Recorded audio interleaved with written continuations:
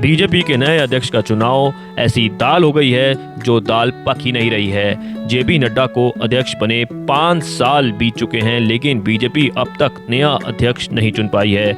2019 के गृह मंत्री बनते ही मोदी ने नड्डा को अध्यक्ष बना दिया था। नड्डा का कार्यकाल जनवरी 2023 में ही खत्म हो गया था, लेकिन 2024 के लोकसभा चुनाव को देखते हुए जेपी नड्डा का कार्यकाल बढ़ा दिया गया था। लेकिन लोकसभा चुनाव होने के बाद भी बीजेपी नए अध्यक्ष का चुनाव करने में असमर्थ रही है और जेपी नड्डा ही जिम्मेदारी संभाले हुए हैं, जबकि यह बात क्लियर हो गई थी कि नड्डा अब अध्यक्ष नहीं होंगे।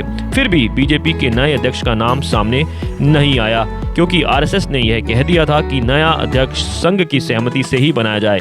जबकि गृह मंत्री अमित शाह और प्रधानमंत्री मोदी चाहते हैं कि बीजेपी एक ऐसा अध्यक्ष चुने, एक ऐसा नेता बने जो पहले की तरह समन्वय कर सके। इस टकराव के बीच जेपी नड्डा के मोदी सरकार में मंत्री बनने और हरियाणा महाराष्ट्र के चुनाव की वजह से बीजेपी अध्यक्ष का चुनाव अटक गया था। इसमें एक पेच यह भी है कि बीजेपी का संविधान कहता है कि राष्ट्रीय अध्यक्ष का चुनाव तभी हो सकता है जब आधे राज्यों में अध्यक्ष का चुनाव हो जाए।